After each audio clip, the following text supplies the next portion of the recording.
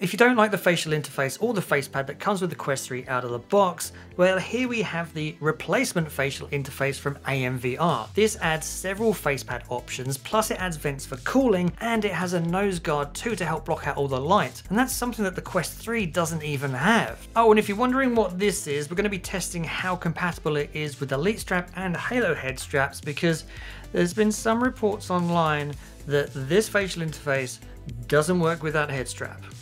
So we're going to find that out too. Interested? Let's get into it.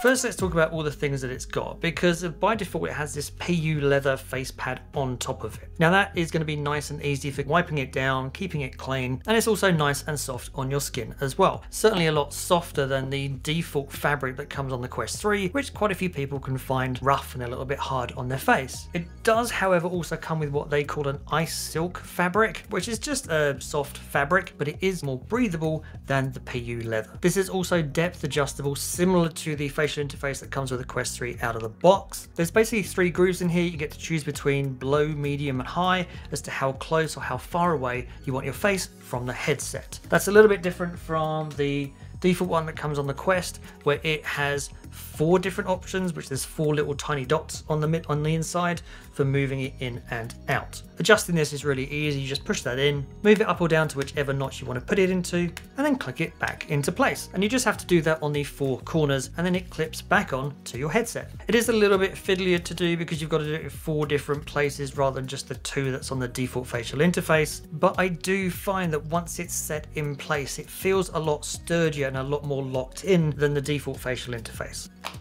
There you go.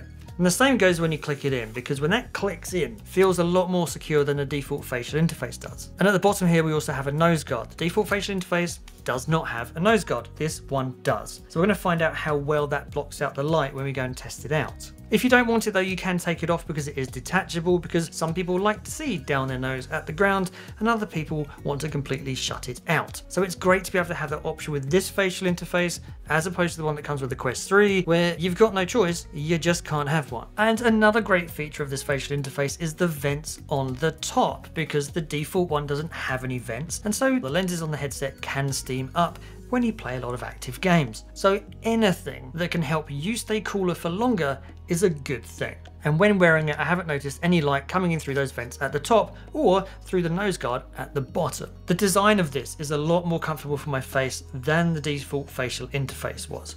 If you actually compare these side by side, you'll notice that the default one is a lot more curved than the one from AMVR. And just because of the way that my face is shaped, I found that when I had this on, that dug into the side of my face. Now, I don't get that problem with the AMVR one because it's a little bit flatter.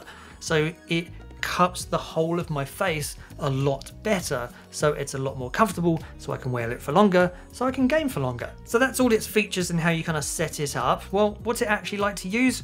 Well, let's go try it out. So I've been playing with this for a while now, and my overall impressions are that it is so much more comfortable than the default facial interface. It just spreads the weight of the headset a lot better over your face, over your forehead, because of that wider beam at the top. The nose guard at the bottom completely blocks out any light. Now that is going to depend a little bit on your nose shape, but for me, no light got in. The vents that go across the top helped keep me cool, or at least I didn't notice myself getting any hotter, and I didn't see any light coming in from those either. You got so much closer to the screen using this facial interface compared to the one that comes with it out of the box. So much so that I think for some people, it's too close. Now, I don't have the smallest of noses, and my nose was just getting buried straight in between those 2 lenses, and you could feel the middle part here resting straight on my nose.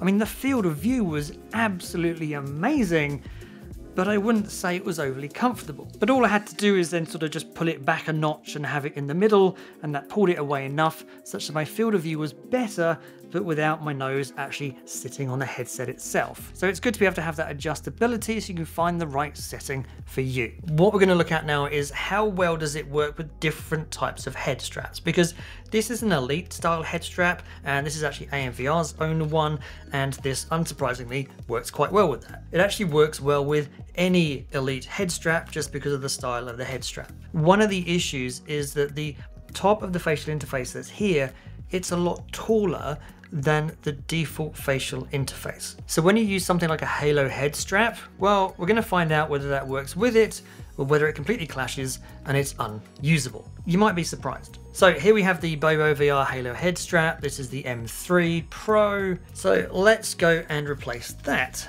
So here's the problem. Because the extra height of that AMVR facial interface, which helps distribute the weight of the headset better across your forehead, now gets in the way of the forehead bar that's on the Halo head strap.